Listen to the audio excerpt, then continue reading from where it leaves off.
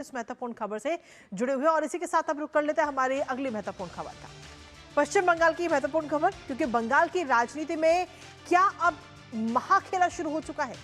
क्या कभी एकजुट दिखने वाली टीएमसी अब भीतर से टूटने लगी है और क्या ममता बनर्जी की पार्टी में सत्ता और नेतृत्व को लेकर खुली जंग इस समय छिड़ चुकी है।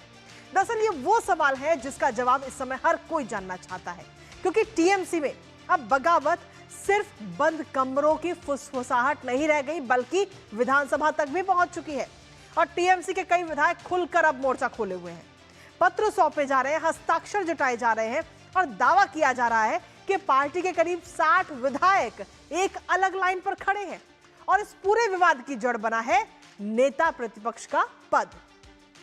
बागी विधायकों का कहना है कि पार्टी में जो वरिष्ठ नेता हैं उनकी अनदेखी हो रही है, तो वहीं दूसरी तरफ अभिषेक बनर्जी को लेकर भी काफी नाराजगी की खबरें इस समय तेज हैं। अपडेट जानेंगे अपने सहयोगी सौरभ से, उससे पहले आपको दिखाते हैं टूट की कगार पर टीएमसी। तो जी हां, टीएमसी जो है वो इस समय टूट की कगार पर नजर आ रही है। पार्टी के अंदर जो अंदरूनी कलह थी वो अब और ज्यादा बढ़ गई, क्योंकि जब से सत्ता परिवर्तन हुआ है उसके बाद में ये अंदरूनी कलह और बढ़ती जा रही है।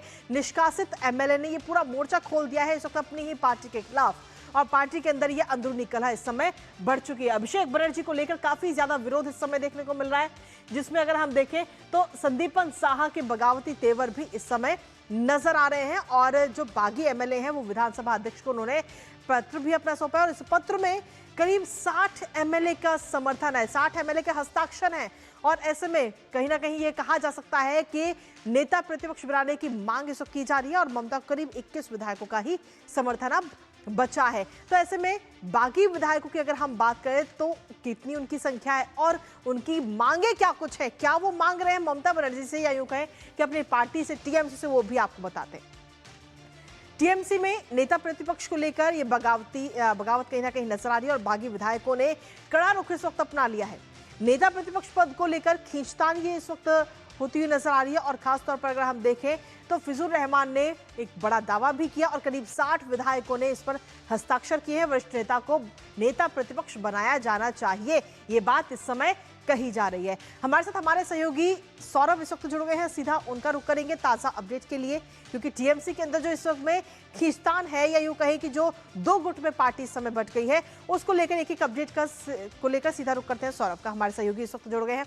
सौरभ, सीधे तौर पर अगर हम देखें तो टीएमसी में टूट का काउंटडाउन इस समय शुरू हो चुका है और ममता को करीब 21 विधायकों का समर्थन तो है, लेकिन साथ ही नेता प्रतिपक्ष का जो पद है उसको लेकर ये खींचतान इस समय सबसे ज्यादा नजर आ रही है। और ऐसे में ये कहा जाए कि सत्ता परिवर्तन होते ही तृणमूल कांग्रेस के अंदर एक बड़ा राजनीतिक भूचाल जो आगे आने वाले समय में पश्चिम बंगाल के अंदर जो राजनीति है उस पर भी इसका अच्छा खासा असर देखने को मिल सकता है। सौरभ, कृतिका, देखिए जो अभी तक पुष्टि किया गया है उसमें वो जो सफेद एक लेटर पर, सफेद एक कागज पर जो विधायक, टीएमसी के विधायक ने सिग्नेचर करके स्पीकर को जो लेटर जमा किए हैं उस लेटर में 58 एमएलए का सिग्नेचर है। 58 लोगों का, 58 एमएलए का सिग्नेचर है और उनमें से उन्होंने प्रपोज किया है कि लीडर ऑफ अपोजिशन और ऋतव्रत बंदोपाध्याय को चाहते हैं, नेता प्रतिपक्ष के हिसाब से ऋतव्रत बंदोपाध्याय को चाहते हैं।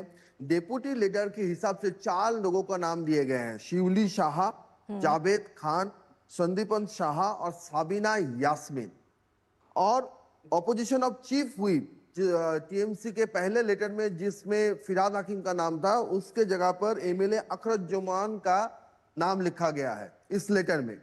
और अभी तक कहा जा रहा है कि 58 लोगों का सिग्नेचर है, लेकिन अभी और 4 एमएलए साइन कर सकते हैं, ऐसा कहा गया है। और अभी जब सारे जो एमएलए यहाँ पर जो स्पीकर के पास जिन्होंने लेटर जमा किया वो सारे सिग्नेटरीज, वो सारे एमएलए अभी विधानसभा से स्टेट सेक्रेटरीट नवान्न गए हैं। वहां पर मुख्यमंत्री शुभेंदु अधिकारी ने एक बैठक बुलाया है। उसमें हावड़ा, साउथ 24 परगना, कोलकाता के जो विधायक हैं, चाहे सत्ता पक्ष के हो चाहे विपक्ष के हो, उसमें एडमिनिस्ट्रेटिव मीट बुलाया गया है। तो विधानसभा से सीधे ऋतव्रत बंदोपाध्याय, संदीपन शाह समेत सभी विधायक अभी नवान्न में गए हैं, वहां पर बैठक कर रहे हैं। लेकिन इस बैठक में और भी एक बात बोल दूं कि कुणाल घोष, नैना बंदोपाध्याय भी गए हैं। तो कहीं ना कहीं जाके ये अंदाजा लगाया जा रहा है कि बैठक में क्या चल रहा है, इस खबर को भांपने के लिए कुणाल घोष और नैना बंदोपाध्याय भी वहां पहुंच गए हैं। और साथ ही साथ और एक डेवलपमेंट है कि ममता बनर्जी ने अपनी पार्टी की सभी जो ऑर्गेनाइजेशनल कमिटीज थे, वो सारे कमिटीज उन्होंने तोड़ दिया है।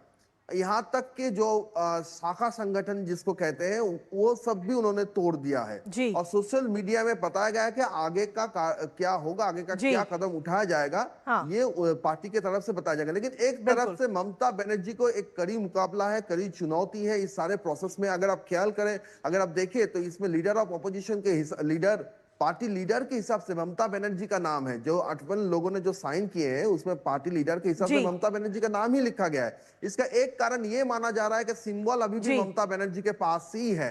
लेकिन ऋतव्रत बंदोपाध्याय को लीडर ऑफ ऑपोजिशन, जी हालांकि बिल्कुल। ऋतव्रत बंदोपाध्याय सस्पेंडेड है, हाँ। निष्कासित है, जी। लेकिन उसको लेकर भी वो तो एमएलए तो है। तो इन सारी बातों को लेकर कहीं ना कहीं जाके ममता बनर्जी के सामने भतीजा या पार्टी, ये एक बिल्कुल कहीं ना कहीं ये तैयार कहा हो जा रही है। सकता है कि इस समय कई सारे सवाल हैं जिनके जवाब हर कोई जानना चाहता है। फिलहाल ये जो मीटिंग है, आप इस पर अपनी नजर बनाए रखिएगा। फिलहाल बहुत बहुत शुक्रिया सौरभ, तमाम जानकारी हमारे साथ साझा करने के लिए, इस महत्वपूर्ण खबर से जुड़ी हो और नजर हर खबर पर लगातार बनी हुई। लेकिन इसी बीच न्यूज पंच में वक्त एक